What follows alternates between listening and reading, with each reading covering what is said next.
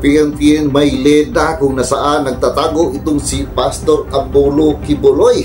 Ako, dito na kaya mga kaibigan ay mabigyan na ng hustisya itong mga biktima umano ni Pastor Apollo Quiboloy na sinasabing mga pang-aabuso at panggagahasa ni Pastor Apollo Quiboloy. Pero ito mga kaibigan, ang lahat ay aligasyon pa lamang dahil hindi pa nga po ito napatunayan. Pero dahil nga dito sa balita natin pong panuorin ngayon, galing po sa News 5 na sabi nga ng PNP na ito ngang pinagtataguan ng isang pastor na wanted na sa ngayon mga kaibigan, si Pastor Apollo Quiboloy ay mayroon na po silang rape. So alamin po natin dito sa balita galing po sa News 5. Doble kayod na ang PNP para matunton at maaresto si Kingdom of Jesus Christ Pastor Apollo Quiboloy.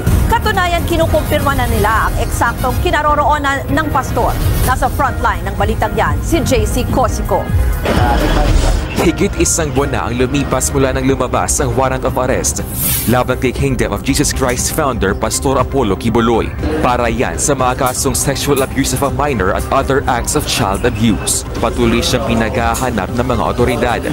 Pero ayon sa Philippine National Police, posibleng malapit ng matultukan ng paghahanap. There are good leads that are being pursued but by our tracker teams, and hopefully ay ma-locate na rin po natin at ma-serve na po itong mga warrants of arrest in-issue po ng ating korte. Hindi na ito idinitalye ng PNP kung ano ang impormasyong hawak nila na posibleng humantong sa pagkakahuli ni Quiboloy. Inilahad din ng PNP na isinuko na ng pastor ang 5-19 niyang baril sa Police Regional Office 11 sa Davao City. Ang authorized representative daw ni Quiboloy at executive pastor na si Marlon Acobo ang nagsuko ng mga ito. Kabilang sa mga yan ang 4 na pistol at isang rifle. Matatanda ang binawi ng PNP ang lisensya ni Quiboloy para magmay-ari ng armas. Ang natitirang 14 na baril ni Quiboloy noon pang Disyembre. 6 dyan na ibenta sa isang Crescente, Canada. Inaalam pa ng PNP kung ito rin ang nahaharap sa kaparehong warrant of arrest kasama ni Quiboloy. Naibenta naman ang 8 pang baril sa isang babae at isang lalaki na posibleng kamag-anak o mano ni Crescente dahil parehong Canada rin ang apelido. So yung verification po natin kung ano po ang kaugnayan o yung degree of relation po nitong dalawa pa pong pinagsalinan nitong mga baril po. Sa ngayon po ay tinitingnan po natin ma'am kung ano po ang connection po nitong dalawa pa na may pangalan apelidong Canada kay Mr. Crescente.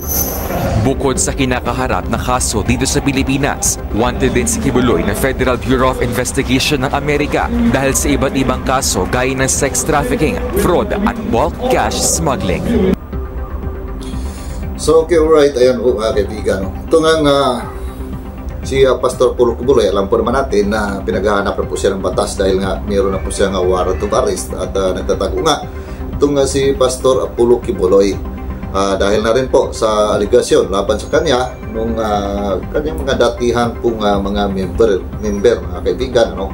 At sa yun nga mayroon pong kinalabas na balita na alam na utukoy na ng ating mga PNP ito nga kung nasaan nagtatago itong si Pastor Apollo Quiboloy. So sa ngayon po mga kaibigan, ang mga ganito po na mga balita ay hindi na po bago sa atin dahil noong pong si DJ Bantag, alam po naman natin, si DJ Bantag din ay pinaghahanap ng batas.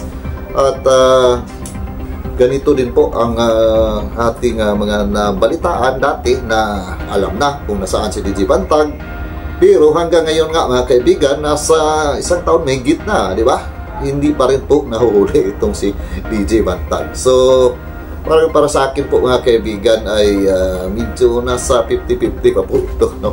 Na ito nga si Pastor Apollo Quiboloy ay mahuhuli na at harap na sa mga aligasyon laban sa kanya dahil nga sa atin pong mga nabalitaan dati na mga katulad po dito na pinahayag ng PNP, alam na po kung nasaan pero wala pa rin po yung isang tao na pinaghahanap ng batas.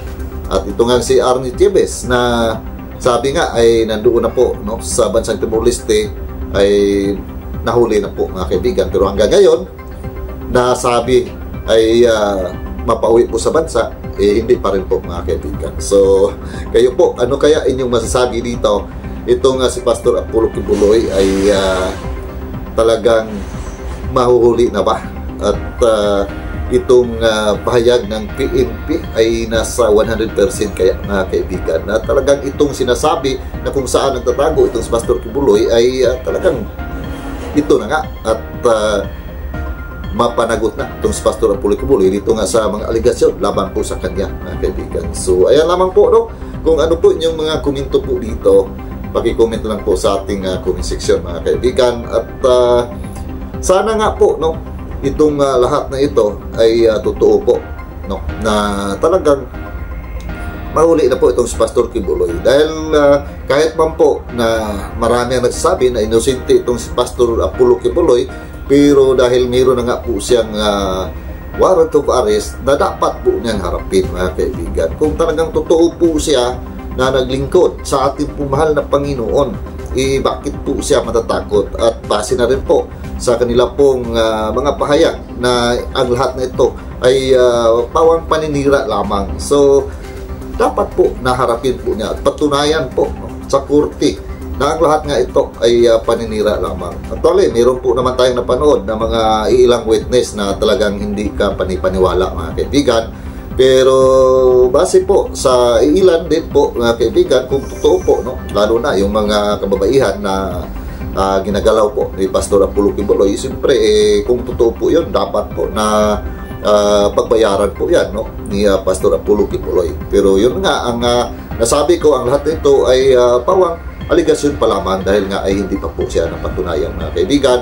Kaya ang isa po, no, na talagang gagawin po ng ating pong gobyerno ay talagang tutukan po nila ang kaso na ito at tugisin itong si Pastor Apollo Kibuloy para nga po ay masagot na rin po niya itong mga aligasyon.